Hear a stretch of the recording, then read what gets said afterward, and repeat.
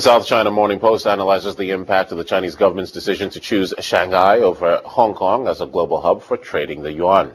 And as we've been saying, it is 60 years ago to this day, and the Daily Telegraph marks the anniversary of Queen Elizabeth II's accession to the throne, saying the monarch will renew her dedication to the nation in her Jubilee speech. And I have to say, her smiling face is on most front pages here in the UK today. Of course. Not surprisingly. Not surprisingly. Lovely. Sally and I are joined by Bundeep Rangar, chairman of IndusView. Welcome to the program. Seems like the last time you were here, we had this on the front page, and we might have it next time you come round. Syria on the front page of the Times, and Western and Arab nations are looking for new ways of collaborating to force Assad out. The death toll is climbing. There was this setback at the UN in New York with the failure of that resolution at the level of the Security Council. Is the diplomatic community running out of options? Absolutely right. The last time I was here, there was certainly this talk. But the difference between the last UN resolution and this one is that last time we had more people opposing it. This time it was 13-2. Even India and South Africa, which last time opposed it, were in favor of the resolution. This time China and Russia really being the two kind of outspoken states for their own reasons here. The diplomatic community is running out of alternatives, because if you want to have an international mandate to do something, you do want the UN resolution behind you. Now you kind of have probably an al-NATO style option, which is the Arab League and NATO, but without the international air cover of support of the United Nations. And it limits the options, because unlike Libya, where you did have a NATO no-fly zone and ultimately NATO strikes, you did have the kind of legitimacy of the United Nations behind you. That's missing here. And it puts, in some ways, it's a license to kill for the Syrian government to continue oppression.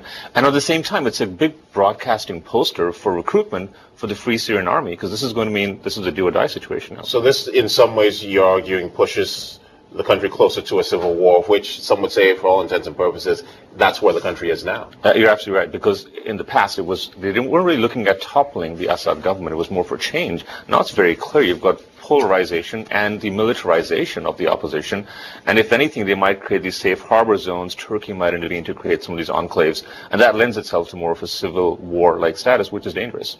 Now, you grew up in Canada, so you're probably used to cold temperatures, aren't you? Certainly for some parts of Europe, it is incredibly cold. And as ever, when these sort of stories occur, the frail and the vulnerable, get hit very hard, and death toll rises. Ukraine, Comla talking about 100 dying there. Yeah, well, that's just the tragic part of this. So you're just not equipped enough for it. And Canada certainly has got, an infrastructure that supports it. And aside from the human tragedy, I think the thing that kind of got me in this particular freeze was the cancellations at Heathrow.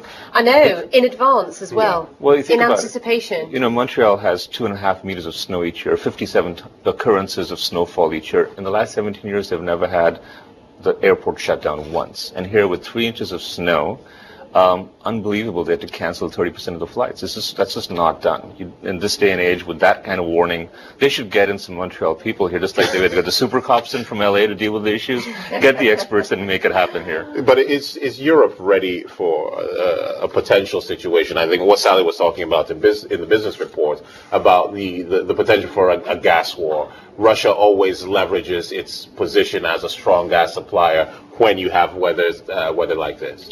Well, I think you look at the commodities trading there, and you look at the future prices for gas, it certainly gives an indication of what people are expecting, because they're saying this might last the next month. This is not just a blip. This may be the next 4 weeks of continued cold air from Siberia.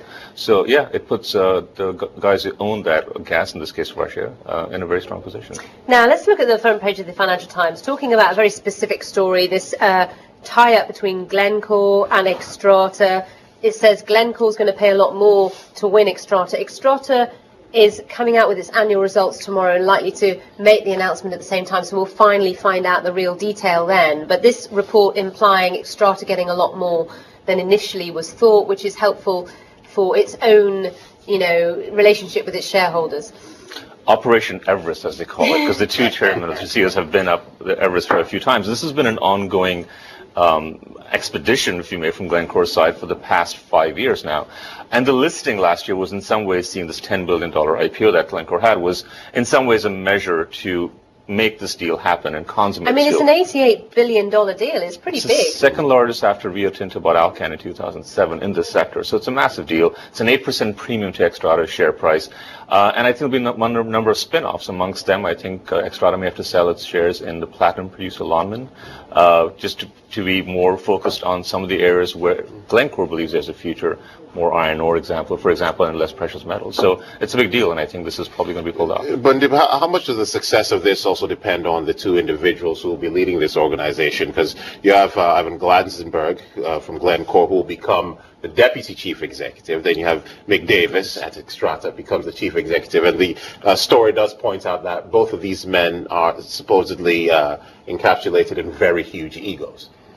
Well, that's going to be a hard one to comment on this morning, of course. That's what the story says. All right, very clear about that. Well, clearly the two men have made this deal happen. Their personalities are key to making the future happen, because part of this is a synergy, and they're saying there's a synergy effect of about $500 million they can save through better marketing and cost savings. So to make this deal really productive for shareholders, those two men have to work together. And I believe after 5 years of dancing, they must have figured out what's the right way to tango once they actually get together. We will see. We will see. Now, let's have a look at this story in New York Times. Fresh battle lines drawn over internet freedom. International Herald Tribune, should I say. Global edition of New York Times, of course. Activists in Europe saying public do not have input on this global copyright pact.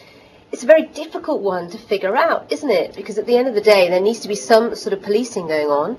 But at the same time, how do you police this business of online buying and selling and everything else? So, Sally, I do to some extent agree, but I look at the highways, and I'm going to paraphrase Nellie Kroes, the internet czar, Tsarina, who herself is against this act, because she goes, look, the highways are regulated. You have police, cops to stop against speeding, but you don't put speed bumps there, right? Because that just causes more accidents. Ultimately, this is about having a freedom of movement of information, and you can't clamp down on the highways. You're just sending a wrong signal.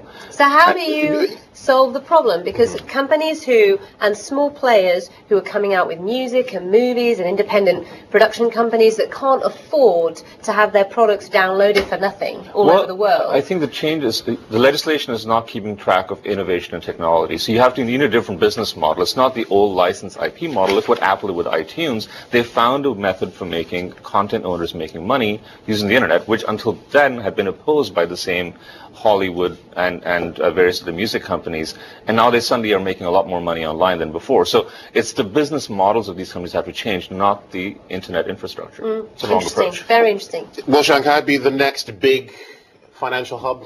At least that's what the plan is on paper. The National Development Reform Commission in the South China Morning Post, as it's written there. They want to raise non-forex volumes to 1,000 trillion yuan by 2015, taking the wind out of the sails of Hong Kong. Well, look, this is mainland China. They're going to push for Shanghai to be the next financial center after New York and London. It is a blow in some ways to Hong Kong. But then again, what's also getting to be established there is the interbank offered rate is now the Shibor, because that's where Shanghai plays in. So now, Bundeep, very quickly, what do you think about the Queen? It's her big day today. It's her big year. Now, you're a very international player. You've lived all over the world, etc. So from your perspective? I think it's fabulous. It's interesting. 60 years. She's 3 years and 7 months away from being the longest reigning monarch after Queen Victoria. Yeah, so get it right. Absolutely.